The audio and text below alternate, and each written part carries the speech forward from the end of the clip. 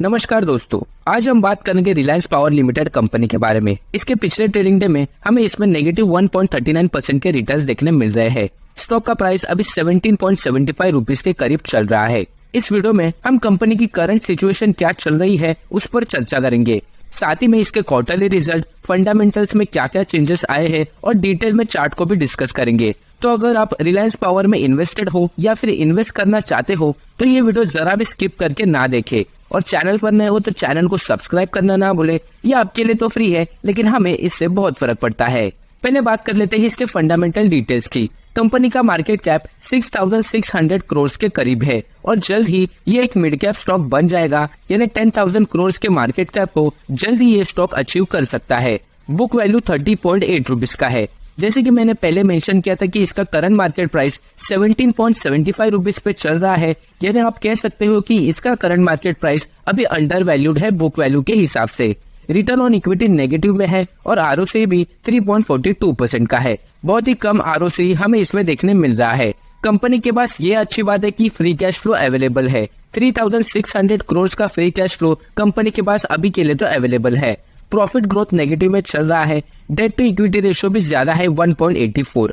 अगर किसी कंपनी का डेट टू इक्विटी रेशियो 1 से ज्यादा है तो हम कह सकते हैं कि उस कंपनी पर कर्जे का दबाव है। कंपनी ने अभी तक कोई भी डिविडेंड प्रोवाइड नहीं किया है। अब बढ़ते हैं इसके क्वार्टरली रिजल्ट पर। क्या कंपनी लॉस मेकिंग अभी भी चल रही है या नहीं वो देखते हैं। जून 2022 में कंपनी को 102 करोड़ का लॉस हुआ था। उसके बाद 300 करोड़ का लॉस। दिसंबर में लॉस हमें थोड़ा कम होते हुए देखने मिला, नेगेटिव 245 करोड़।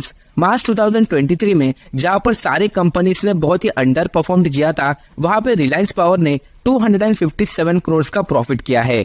जून 2023 में, यानी आप लेटेस्ट क्वार्टर कह सकते हो, उसमें कंपनी को नेगेटिव 296 करोड़ का लॉस हुआ है। तो कंपनी एक लॉस मेकिंग कंपनी चल रही है अभी भी, लेकिन कंपनी के पास अच्छे फंडामेंटल्स है, इसके पास अच्छे फ्री कैश फ्लो भी अवेलेबल है, तो कंपनी बाउंस बैक कर सकती है। लेकिन फिलहाल तो ये एक लॉस मेकिंग कंपनी है, इसलिए अभी इसमें इन्वेस्ट करना बहुत ही रिस्की हो सकता है।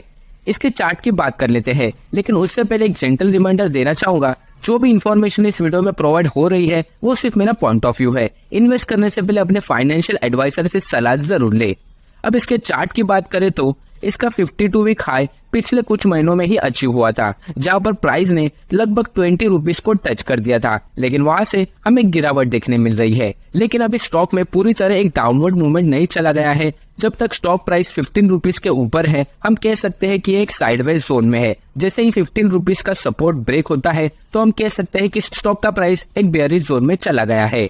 30 रुपीज इसका बुक वैल्यू है, तो हम बुक वैल्यू के हिसाब से कह सकते हैं कि ये प्राइस अभी अंडर वैल्यूड है। अगर आप इसमें इन्वेस्टेड हो तो 15 रुपीज का सपोर्ट ध्यान में रख के चल सकते हो। और अगर एक मेजर सपोर्ट की बात करें तो जहां पर ये स्टॉक पूरी तरह टूट सकता है वो 11 रुपीज का है।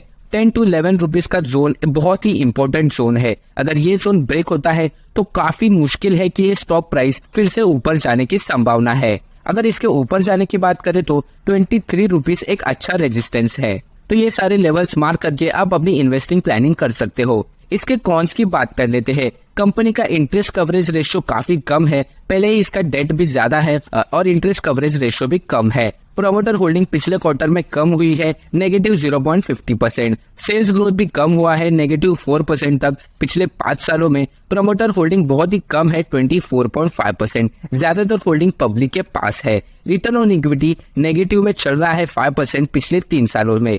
इसके अदर इनकम के नंबर्स 1300 करोड़ के करीब है, यानी कंपनी अपने सेल से ज्यादा प्रॉफिट नहीं कर रही। इसका प्रॉफिट अदर इनकम के नंबर से आता है, इसलिए कंपनी को अपने सेल्स को बढ़ाना होगा। तो ये थे सारे कॉन्स और current situation Reliance power stock की। वीडियो अगर अच्छी लगे तो लाइक, शेयर और चैनल को सब्सक्राइब करना ना भूले। मिलते हैं अगले वीडियो में।